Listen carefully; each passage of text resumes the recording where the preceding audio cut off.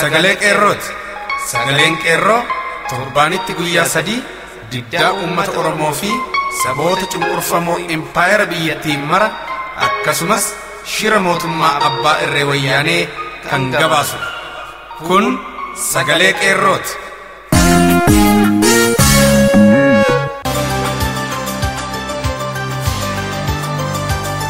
Hagayya 18 bara 2016 harka fuune akkam jirtu kabajamoof jaallatamoo dhaggeeffattoota sagalee qeerroo. Kun qophii sagalee qeerroo kallattiin Oromiyaarraa isiniif darbudha. Akkuma barame duraan dursa oduu isin dhageessisna. Itti aansuun gaaffiif deebii dhaggeeffataa keenya sagalee qeerroo kan godina Gujii Lixaa magaalaa Bulee Horaa jaallee aslii Oromoo waliin taasiftani qabdi. Akkasumas qophii addaa kan barruu barreessaarraa fudhanne mata dureen isaa dhiigni mucaa kootii dhangala'ee hin hafu Oromiyaan ni bilisoomti. Akeeka uummanni Oromoo bakkaan ga'uuf murteeffate kan jedhu isin keessummeessaa kan isiniif dhiyeessu an Irbuu Sabaati. Beeksisni sagalee qeerroo fi walleen warraaqsaas qaama sagantaa keenyaati. Amma hangafoota oduun isin dhageessisa. Godina Arsii aanota garaagaraa keessatti humni waraana mootummaa abbaa irree wayyaanee Agaazii jedhamu akkuma amaleeffatan dargaggoota hidhuu fi ajjeesuu itti fufan. Basaastonni aanichaas saaxilaman. Barattoonni diddaa maaster pilaaniin wal qabatee bara 2014 hidhaman ammallee murtiin argatiin jiraachuun barame. Ilmaan Oromoo hiriira guddicha irratti dabalataan qabaman yeroo ammaa gara mooraalee waraanaa Awwaash Arbaa fi Xollaa geessuuf konkolaataatti fe'aa akka jiran saaxilame. Kan jedhanii fi kan biroonis ni jiru. Babal'ina oduuf jaallee jiitu gadaa. Arsii Bahaa magaalaa Zuwaay Dugdaatti humni waraana mootummaa abbaa irree wayyaanee Agaazii jedhamu akkuma amaleeffatan dargaggoo Horaa Ijjiguu jedhamu rasaasaan ajjeesan. Waraanni Agaazii fi basaastonni tokko namoota meeshaa waraanaa qaba jedhanii shakkan manarraa adeemuun sakattaa kan jiran yoo ta'u dargaggoo kanas haaluma kanaan waraanni Agaazii jedhamu halkanii mana isaa sakatta'uuf dhaqee hulaa cabsuun itti seenee innis lubbuu Agaazii tokko baasee tokko madeessee ofiifis wareegameera jedhu qeerroon magaalaa Zuwaay. Bifuma wal fakkaatuun godina Arsii Dhihaa magaalaa Seeroftaa keessattis dargaggoonni maqaan isaanii kanaan gaditti tarraa'e kunneen waraana Agaaziitiin butamuun isaanii beekame. Kanneen hedduu butamanii dhabaman keessaa Ahimad Kadir, Sisaay Birruu, Tolasaa Hirphoo, Muhammad Siraaj fa'aa keessatti argamu. Godinuma kana keessaa osoo hin bahin godina Arsii Bahaa aanaa Diigaluuf Xijjoo magaalaa Saaguree keessatti namoonni maqaan isaanii armaan gaditti tarraa'e kunniin namoota ilmaan Oromoo hiisisuuf ajjeessuu akkasumas dhiiga ilmaan Oromoo dhangalaasisuu irratti bobba'anii mootummaa faashistii abbaa irree wayyaaneef dabarsanii laachaa jiran qeerroo naannichaan saaxilaman. Isaan keessaa Muhammad Awlijoo hojjetaa gandaa, Huseen Abbee, Qoonjoo Jaamboo, Raashida Helagabii barataa kutaa 12 kan ta'e keessatti argamu. Oduu biraan barattoonni diddaa maaster pilaanii wal qabatee bara 2014 hidhaman ammallee murtii hin argatin jiraachuun barame. Mormii maaster pilaanii Finfinnee waliin wal qabatee barattoonni mooraa yuunivarsiitii garaagaraa irraa bara 2014 hidhaman haga har'aatti murtii malee mana hidhaatti gidirfamaa jiru. Barattoonni kun baay'inaan 6 turan. Haa ta'u malee barataan Leenjisaa Alamaayyoo jedhamu ji'a muddee bara 2016 turtii waggaa tokko baatii 7 booda bilisaan gadhiifameera. Kanneen biroo 4 haga har'aatti mana hidhaa Qilintoo keessatti dararfamaa jiru. Isaanis Nimoona Urgeessaa Yuunivarsiitii Haroomayaatti barataa Siivil Injiinaringii waggaa 2ffaa, Magarsaa Warquu Yuunivarsiitii Haroomayaatti barataa Seeraa waggaa 5ffaa, Addunyaa Keessoo Yuunivarsiitii Adaamaatti barataa Injiinaringii waggaa 4ffaa, Bilisummaa Daammanaa Yuunivarsiitii Adaamaatti barataa Akkaawuntiingii waggaa 3ffaa yommuu ta'an, barataa Mo'iboon Baqqalaa Garbaa Yuunivarsiitii Jimmaatti Public Health Officerii waggaa 2ffaa immoo himanni isaa shororkeessummaarraa gara yakkaatti jijjiiramee fi wabii qarshii 10,000 kaffaluun gadi lakkifame. Barataa Mo'iboon Baqqalaa Garbaa guyyaa beellamaa garuu warreen mana hidhaa Qilintoo jiran waliin dhiyaata.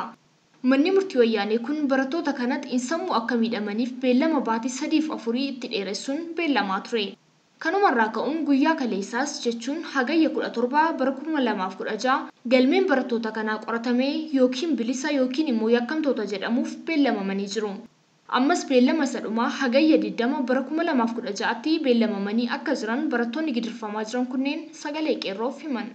Godina Wallagga Lixaa aanaa Baaboo Gaambeeleetti guyyaa gaafa hagayya 6 bara 2016 hiriira guutuu Oromiyaatti ta'e irratti aanaan Baaboo sirmaachuun mormii jabaa dhageessisanii turuurraa wal qabatee namoonni hedduun hidhamuu fi manni hidhaallee hankaakee mana barumsaatti uummata hidhaa akka turan gabaasuun keenya ni yaadatama.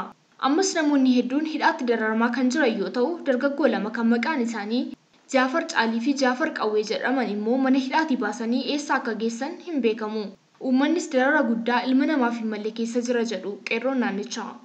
Dhumarratti ilmaan Oromoo hiriira guddicha irraa qabaman yeroo ammaa gara mooraalee waraanaa Awaash Arbaa fi Xoollaa geessuuf konkolaataatti fe'aa akka jiran saaxilame. Qeerroon biyya keessaa fi alaas tokkummaa isaa cimsachuun akkuma kanaan duraa waan kana hanqisuu qabna jedhu. Daandilee obboleeyyan keenya kun irra geeffaman dursanii beekuun bifa adda addaatiin imala kana fashalsuun barbaachisaadhas jedhu qeerroliin mana hidhaarraa hafan hadheeffatanii. Warri daandii isaan irra deeman argitanis waliif ibsaa. Karaa isaan deemanis waliif ibsuun tarkaanfii deemsa kana hongeessuuf fudhachuuf fayyada jedhaniiru gabaastonni keenya. Oduun keenya sagalee qeerroo guyyaa har'aaf jenne kanuma qophiilee keenya afan waliin turtii gaarii. Beeksisa. Uummata Oromoo baadiyyaa fi magaalaa Oromiyaa jiraataniif. Oduu gammachiisaa sagalee qeerroo irraa. Sagaleen qeerroo bilisummaa Oromoo yeroo gabaabaatti yookaan baatii dhufurraa eegalee torbaanitti guyyaa 3 kibxata kamisaa fi jimaata akka lakkoofsa sa'aa Oromiyaatti galgala keessaa sa'a 7 walakkaa hanga 8 waaree booda yookaan PM'tti meetir baandii 19 yookaan kiiloo heerzii 1740 irratti qilleensa irra oola. Kun sagalee qeerroo bilisummaa Oromooti. Kairo Oromota, Jaina Matatuta, Iya Saratua, Yontina Sodata, Ifodan Debiu, Tura Takafata, Uya Kisambare, Jaina Mangalota. Kamjurtu Naguma. Kamisa. Naga me ana kefi. Godina keenya ibsuuraan eegale. Ani godina Gujii Lixaa magaalaa Bulee Horaatii dhufe. Tole mee magaalaa Bulee Horaa keessatti haala sochii fincila xumura gabrummaa irratti hundaa'e. Hiriira guddicha sanbata darbe ta'e irratti uummati Gujii haala kamiin hirmaate? Haalli uummanni itti hirmaate haala baay'ee nama gammachiisu nama boonsu. Seenaa keessatti immoo waan akkasii uummata qindaa'ee tokko ta'ee sochii xumura fincila diddaa garbummaa Oromoonni bakka adda addaatti taasisaa turan keessatti kallattiidhaan qooda fudhachuun jajjabeen Oromoo Gujii kan naannoo Bulee Horaatii fi aanota naannoo jiran keessatti taasisaa turan kan guddoo namatti toluu fi nama gammachiisudha.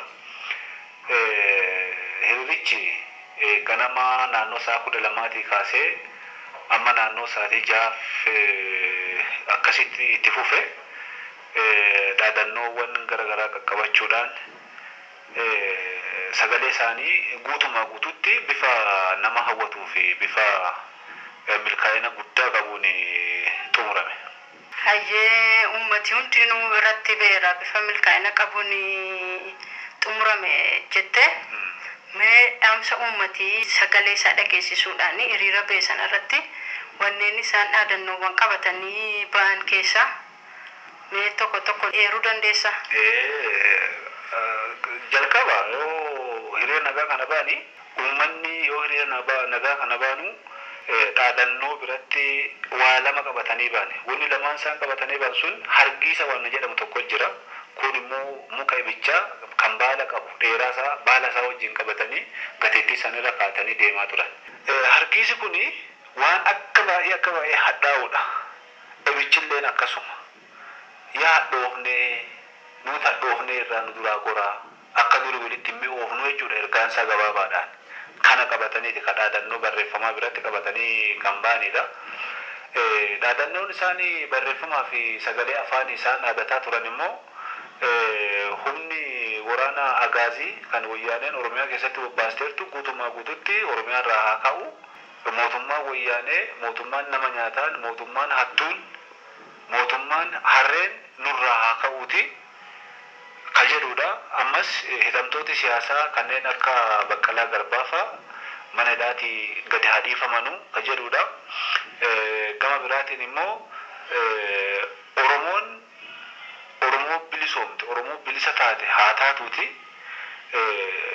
Alaabaan adda bilisummaa Oromoo Oromiyaa keessatti bakka barbaachisaa ta'e Oromoon akka fedhen haa dhaabuuti ka jedhu dhumarratti immoo uummanni Oromoo bilisa ta'ee sodaa fi dhiphuu tokko malee biyyattii keessa socho'uu akka danda'udha ka dhaadannoo isaanii qabatanii socho'aa turan baay'inaani especially naannoo godina Gujii Lixaa aanaa Dudda Daawwaa magaalaa Fincaa'aa jedhamu keessatti bilee horaa caalaa ka iddoo hunda caalaa nama hawwatu taasisaa turan kaadiroonni wayyaanee uummata kana dura dhaabbachuu dadhabanii cinaa dhaabbataniiti kan ilaalaa turani duubarra immoo namoota haga arfanii wayii keessa hidhanii ennaan lukkeelee isaanii itti gabbananii boombii aaraa ta'a itti darbataa turani guutumaa guututti bifa milkaa'ina qabuun kan sagalee isaanii dhaadannoo isaanii bifa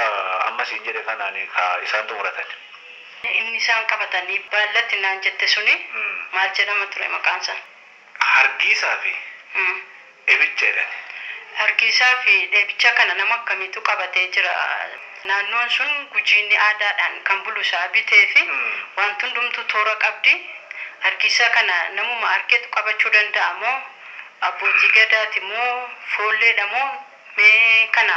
Isa jechuun normaalii Oromoon aadaa qaba akkuma walii galaatitti Oromoon gooroo isaatiin aadaa haa qabaatuti malee gooreetti immoo haalli itti fayyadama aadaa suni adda addummaa qabaachuu danda'a.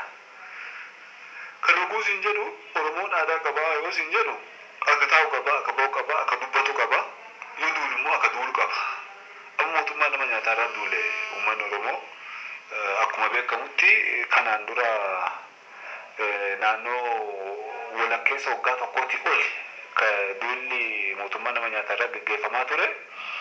Gujiin immoo gaaf duulu hin tee'a duula ifi teessise quuttoo itti buufata. Bokkuus ta'ee waraana quuttoo buusu jechuun hin ciibsaa itti gadhudhulcha jechuudha akka inni isa duraa dhudhulu. Hin abaara diina fi sanan abaara duula fi sana immoo hin eebbifata. Akkuma sana immoo hargiisaa fi baala ibichaa amma qabatanii deeman isa sila siin jedhe abbaan kamiyyuu qabachuu hin danda'a. Garuu immoo abbaan duulaa suni diina isaa sana abaaree akka inni dootu akka inni afaan wal batu akka inni immoo isa duratti dhaabbatee hin dandeenye akka inni duraa goru taasisuu fi hin abaara diina isaa. Duula fi sana immoo hin eebbifata. Duula jechuun immoo hiriira sana jechuudha. Hiriira godhamu san hin eebbifata akka inni milkaa'u. Guutumaa guutuutti immoo naannoo keenya sanatti milkiin ka ta'ee fi tolcha yeroo jalqabaa tolchan sana diina abaaranii duula fi sana eebbifachuun sun milkiidha jechuudha. Injifannoo guddaa ta'a kana gabaabumatti. Tolee gaafa abbootiin gadaa uummati akkasitti taa'ee duula kana eebbifatee qabsoo isaa kana eegalee diina isaa immoo abaaree gaafa inni qabsoo kana eegalu mee karaa mootummaatiin qaamni mootummaa naannoo sanatti ba'ee ilaalee maal isaanirraa mul'ataa ture tarkaanfii akkamii fudhachuudhaaf waan kana dhaabsisuudhaaf yaalii isaan godhan jira? Yaaliin gama kamiitu hin turre jalqaba. Keessumattuu naannoo aanaa Dudda Daawwaa magaalaa Fincaa'aa sanatti yaaliin godhame hin jiru uummanni milkaa'e. Gama kaaniin immoo magaalaa guddittii Bulee Horaatti hin bittinneessan utuu isaanii sagalee isaanii haala wal fakkaatuun guutumaa guutuutti hin dhageessifatin hin bittinneessan. Eegisan ammoo hiriirri guddaan tolfamee guyyaa lama moo sadi booddee uummata walitti qabanii waa mariisisuu jalqabanii gaaffii diinaatii hiriira diinaatii hin dogongorin maan jennaani uummanni fi abbootiin gadaa deebii kan jedhanu deebisaniif mootummaaf jechuudha. Nuti Oromoon gadaan bula mootummaaf dandee qaba. Keessumattuu nu gujiini akka gujiititti gadaan bulla malee nuti nama dhibeenii bullee hin beennu sinna kanaan duraa keessalletti. Mootummaa biraan beennu nu gadaan bulla waan ta'eef warra immoo isaniin buluu deemaatii gorfadhaa jedhanii bifa sanaan addaan kaanii jechuudha. Warri yaaddoo keessa jira gammaatti. Tole gaamee qeerroodhaaf dhaamsaa yoo qabaatte akka Oromiyaattis ta'e akka addunyaatti dhaamsa dhaammadhu. Dhaamsi ani qeerroo fi jajjabee Oromiyaatiif warra bilisummaa kanaaf bilisummaa uummata kanaatiif walabummaa biyya Oromiyaa tanaaf kun bosonatti galee kun mana hidhaa wayyaanee garaagaraa keessa jiran hundaaf kan dhaamsan dabarsuu barbaadu qabsooni obsa gaafata suni wanna wal nama gaafachiisu illee miti. Obsa gaafataan kun immoo jaarraa baay'ee nurraa lakkoofsiisee jira. Qabsoon uummanni Oromoo kallattii adda addaatiin yeroo fi bakka adda addaa kutaalee Oromiyaa bakka garaagaraatti biyya keessaa fi alas ta'ee taasisaa ture. Bifa qindoominaa qabuun seenaa uummata Oromoo keessatti yeroo jalqabaatiif kan taasifame isa duula xumura fincila diddaa garbummaa isa yeroo darbeeti kan sanbata guddaa darbe. Bifa qindoomina qabuun haa adeemsifamuuti malee ammas iddoo tokko tokkotti hanqina guddaa qaba. Kan hanqinni kun immoo hafuu kan danda'uun Oromoon hundi jajjabeen hundi qeerroon cufti wal dhageettee tokkummaadhaan biddeena isa har'aa utuu hin taane jiruu isa gara fuula dura ilaalanii tokkummaadhaan ka'uu qabu, tokkummaan qabsaa'uu qabu. Tarii immoo basaastota warra oduu odeessan isa kana saaxiluudhaan yeroo fi bakka argan hundatti tarkaanfii Oromummaa tarkaanfii gitaa irratti fudhachuudhaan bilisummaa keenya yeroo gabaabaa keessatti argachuu hin dandeenya. Qeerroon keessumattuu qeerroon shira OPDO fi wayyaanee tattaan muraasni waan sanarraa utuu deebi'anii saaxilumaa kanatti fayyadamanii tarii immoo namoonni bilisummaa kanaaf onnatanii qe'ee isaanii dhiisanii kallattiitti ba'an kun haga silaa Oromoon waan barbaadu kana biraan baatutti abdii kutannaa tokko malee gara fuulduraa harka ol qabannee tokko taane gosaan firaan wal qoqqooduu adoo hin ta'in qooqaan loqodaan wal qoqqooduu adoo hin ta'in harka wal qabannee tokko taane garaagarummaa amantaas dhiisne haga bilisummaa keenya argannutti tumsa Oromummaa gama kamiinuu godhamuu qabu. Biyya keessattis ta'e biyya alaattis kan godhamu gamtaan haa kaanuuti jechuun barbaada. Galatooma. Maqaa qeerroo bilisummaatiin si galateeffanna. Waa bulaasinis jaarraa bilisummaa nu haa ta'uuti. Waaqa Oromoo, Waaqa Oromtichaa, Waaqi mee bokko nu haa bilisoomsuuti. Diina keenya kan nu jalaa haa kaasuuti. Waan jilba biyyee waan jilbeeffatee nu gaadaa kan waan tuma nu dhiinne waan itti dubbatan nama jalaan dhageenye nyaaba kana Waaqi nu jalaa kaasuuti. Waaqi Gujii Gurraachaa, Waaqi Odaa Doola, Waaqi Agaa Xeenxana, Waaqi Duubee, Waaqi Jiloo Maannoo, Waaqi Gadaa Oromootaa tokko nu taasisuuti. Diina keenya immoo nu jalaa qabuuti. Diini keenya nu jalaa haa dooduuti. Jaarraa bilisummaa nu haa ta'u. Injifannoo uummata Oromootiif Oromiyaan walaba haa taatuuti.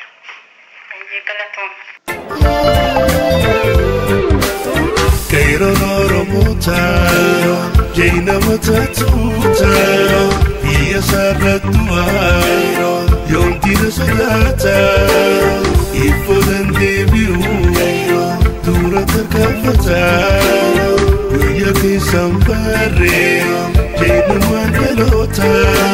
Dhiigni mucaa kootii dhangala'ee hin hafu. Oromiyaan ni bilisoomti. Akeeka uummanni Oromoo bakkaan ga'uuf murteeffate.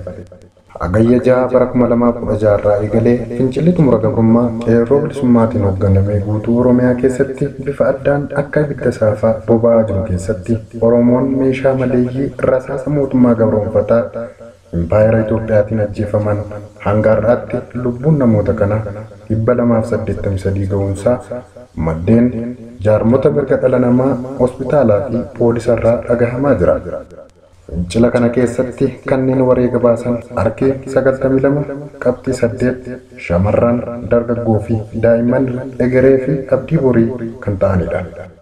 Maatiilee Oromiyaa ilmaan isaanii rasaasa Tigreetiin qe'ee isaanii keessatti balbala mana isaanii duratti abbaa fi haadha isaanii biratti hagayya 6 bara 2016 irraa eegalee dhaban keessaa tokko haadha Mustafaa Ufgaataatu rasaasa Itoophiyaatiin mucaa dhabde kanaaf kan rifatte, kan sodaatte, kan hamileen cabe osoo hin taane wareegama mucaan ishii Mustafaa jedhamu bilisummaa Oromiyaaf kaffale itti boonuu fi ittiin dhaadachuun ishii kanneen aarii, fedhii, hawwii, dandeettii fi murannoo uummata Oromoo tuffii qaban hunda kan ajaa'ibu waggaa ta'u gootummaa fi murannoo ishiin agarsiiftetti kan itti booname qofa osoo hin taane haadha goota deesse jedhamtee uummata Oromoo hunda biratti akka faarfamtuu fi kabajamtu taasisee maatiilee Oromoo rasaasa wayyaaniitiin ilmaan isaanii dhaban hunda kan jajjabeessaa turedha. Dubartiin kun mucaa deessee fi guddifte kana wanneen inni barbaaduu fi akeeka inni wareegameef waan beektuuf dhiigi mucaa kiyyaa dhangala'ee hin hafu. Oromiyaan ni bilisoomti jettee sagalee guddaa fi aariidhaan uummata Oromoo taaziyaaf gara ishee dhufan keessa garmaamtee dhiiga mucaa ishiitiin Oromiyaan akka bilisoomtu sodaa tokko malee labsaa turte. Dhiigi ilmoo ishiitii kan bilisummaa argamsiisu malee kan lafatti badu akka hin taane abdii qabdus shakkii tokko malee ibsaa turte. Dhaadannoon isheen kun guyyaa itti ilmaan keenya bilisummaa argan ni dhufa jechuudhaan kan roobaa bultuun bara Minilik raagee waggoota 100 boodallee akeekii uummata Oromoo Oromiyaan bilisoomtee arguu qofa akka ta'e kan mul'isedha. Akeekii bilisummaa Oromiyaa akeeka dhalootarraa dhalootatti dabree har'a gahe. Jaarraa tokko oliif hawwii uummata Oromoo kan turee fi fuuldurattis itti fufee qabsoo uummata Oromoo kan hoogganu ta'uuf ifa kan taasise dhaadannoon haadha gootaa kun ajjechaa fi hidhaan bara Minilik, Haayile Sillaasee, Dargii fi wayyaanee uummata Oromoo fi qabsaa'ota irratti raawwataa ture akeeka bilisummaa Oromiyaarraa uummata Oromoo obboodatti akka hin deebifne ajjechaa fi hidhaan fuulduratti uummata Oromoo irratti gaggeeffamus hanga Oromiyaan bilisoomtutti uummata Oromoo obbooda deebisuu akka hin dandeenye guutuutti kan mirkaneessa qofaa osoo hin taane kanneen murannoo uummata Oromoo irratti shakkii qabanillee shakkii isaanii soba taasisee jira. Dhaadannoon haadha gootaa kanarraa dhagahamaa ture akeekii adda bilisummaa Oromoo kan bilisummaa Oromoo fi walabummaa Oromiyaa waggoota 43 dura lafa kaa'ame. Har'allee akeeka hawwii uummata Oromoo calaqqisiisu ta'uu kan ifa taasise qofaa osoo hin taane akeekii adda bilisummaa Oromoo kun akeeka dhaloota qubeetiin haammatamee fi itti fufinsa isaallee shakkii tokko malee kan abdachiisedha. Hawwiin mucaa ishee fi kan hunda Oromoota bilisummaa Oromiyaa waan ta'eef dhaadannoo dhageessifte kanaan Oromoon itti fufee qabsaa'e. Bilisummaan Oromiyaatiin gumaa ilmaan ishee akka baasu abdiin ishee uummata Oromoo irraa qabdus kan agarsiisudha. Waan kana ta'eef maatiileen Oromoo ilmaan akka qaroo ija isaaniitti ilaalan rasaasa Itoophiyaa yookaan rasaasa wayyaaniitiin dhaban hundi obsa, murannoo fi abdii bilisummaa haadha gootaa kanarraa mul'ate akka fakkeenyaatti fudhachuun ilmaan Oromoo hundi bilisummaa Oromiyaatiif akka qabsaa'an jajjabeessuu qaban. Haati gootaa kun dhiigi mucaa kootii dhangala'ee hin hafu Oromiyaan ni bilisoomti jettee dhaadachuun abdii guddaa ishiin dhaloota ammaa irraa qabdu kan calaqqisiisu waan ta'eef hawwii ishee kana bakkaan ga'uuf uummanni Oromoo itti fufee akeeka bilisummaa Oromiyaa adda bilisummaa Oromoon hoogganamu bakkaan ga'uuf gootummaan qabsaa'ee abdii ishiin irraa kaawwatte kana dalagaan mul'isuu qaba. Kana malees wareegama ilmi ishee kaffale akeeka bilisummaa Oromiyaa kan haati gootaa kun raagde karaa irraa jallisuun tokkummaa Itoophiyaa kan hanga har'aatti cunqursaa siyaasaa fi saamicha diinagdee jalatti Oromoo kuffise itti fufanii Oromoo irratti fe'uuf Oromootaa fi Habashoota waliif gadi kaatan qaroominaan hordofee akeeka Itoophiyummaa isaanii dura dhaabbachuun akeeka adda bilisummaa Oromoo kan bilisummaan Oromoo tiksuu qaba. Qabsoon uummanni Oromoo hanga har'aatti gaggeesse bilisummaa Oromiyaa dhaaluuf foolachaa waggaa jiru kanatti qabsicha gatachiisuuf impaayera biyyattii shira hedduu waan xaxaa jiraniif humnoota seenaarraa hin baranne gabroonfattootaa fi albaadhessoota siyaasaa kana hundarraa qabsoo uummata Oromoo tiksuun sochii uummata Oromoo bilisummaa Oromiyaatiin akka xumuramu gochuun dirqama olaanaa kan yerooti. Midhaan bilchaataa jirutti diinni akka itti heddummatu qabsoo uummata Oromoo galma isaatti dhiyaatee jiru kanattis diinni keessaa fi alaa itti heddummata. Kanaaf uummanni Oromoo injifannoo hanga har'aatti galmeessee dammaqa cimaadhaan diina keessaa fi alaa tikfachaa qabsoo bilisummaa Oromiyaatiin xumuree dhiiga ilmaan Oromoo rasaasa wayyaaniitiin dhangala'ee gatii malee akka hin hafne gochuun dirqama seenaa fi gootummaa Oromooti. Dhiigni ilmaan Oromoo dhangala'ee hin hafu. dhiigni ilmaan Oromoo dhangala'e bilisummaa Oromiyaa ni biqilcha. Abdiin bilisummaa Oromiyaa adda bilisummaa Oromoo fi uummata Oromooti.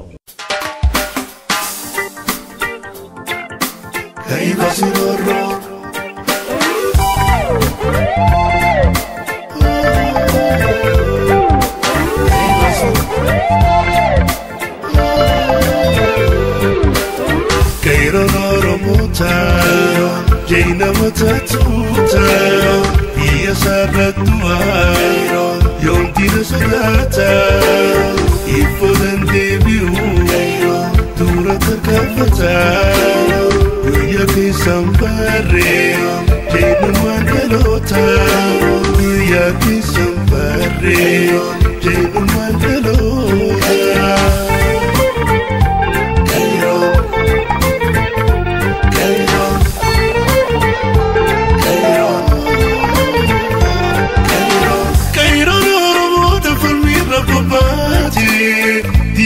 Facifte malarca facafte Ciuncur să rorefte Căciti să softe Ia bachia din la dujate Weli cabanantu cafone ti fuftio Ingi fanante ne shakima ne duftio Weli cabanantu cafone ti fuftio Ingi fanante ne shakima ne duftio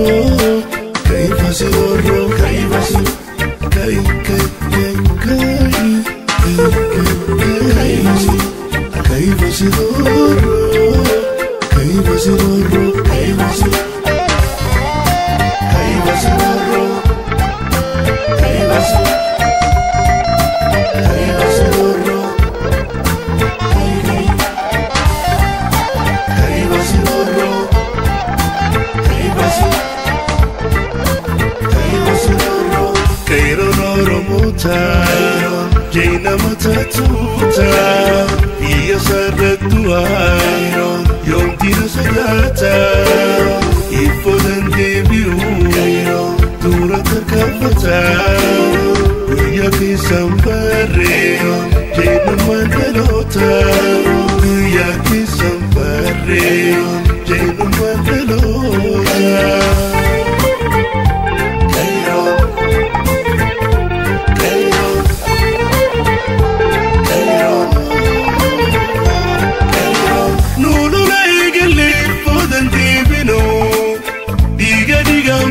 Nugumam perpano Kafana buka balini bangkina Milki tumurang tibeka kapsantena Wili kapana tu kapsone ti fuftio Inji fanatenya shakima ne duftio Wili kapana tu kapsone ti fuftio Inji fanatenya shakima ne duftio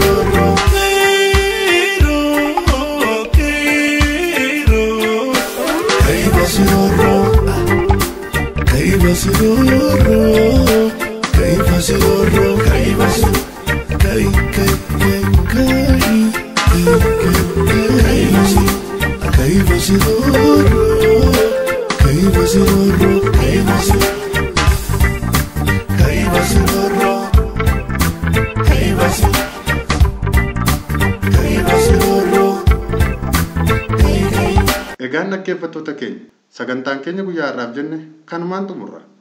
Waan nu dhaggeeffattaniif galanni keessan bilisummaa ta'u isiniin jechaa sagantaa birootiin hanga walitti deebinutti nagaan nuuf tura. Injifannoo uummata Oromoof gadaan gadaa bilisummaati.